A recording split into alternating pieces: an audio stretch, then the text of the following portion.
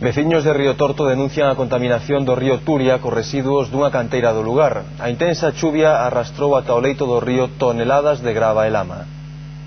Este é o aspecto que presenta o río Turia en Río Torto en 3 km do seu percorrido. Toneladas de grava e tamén lodo acumúlanse no seu leito. Proceden desta canteira. O arrastre destas verteduras provocouno o último temporal de chuvia.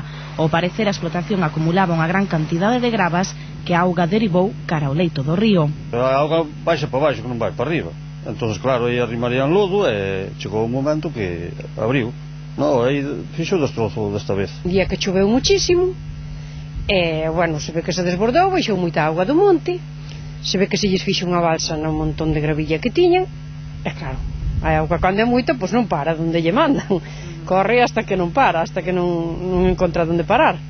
Entonces, claro, pasouse moito abaixo. Os máis molestos os veciños que teñen leiras xunto ao río, e algúns a grava estragoulle os cultivos, pero a maioría insiste en que se trata dun feito puntual debido á gran cantidade de chuvia que caeu, e agardan que a empresa limpie o río. Controlar un poquinho mellor, porque a auga necesitámola tamén, pero a canteira tamén se necesita, porque é normal.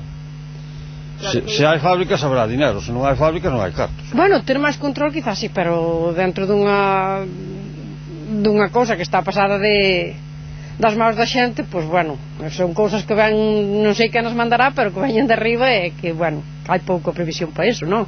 A denuncia dos veciños tamén se sumou á Asociación en Defensa Ecolóxica de Galicia, que pide a paralización da explotación, unha reivindicación que xa plantexara cando comezou a actividade da empresa, xa que din que a súa instalación na propia beira do río non cumpre coa Lei de Protección de Cauces.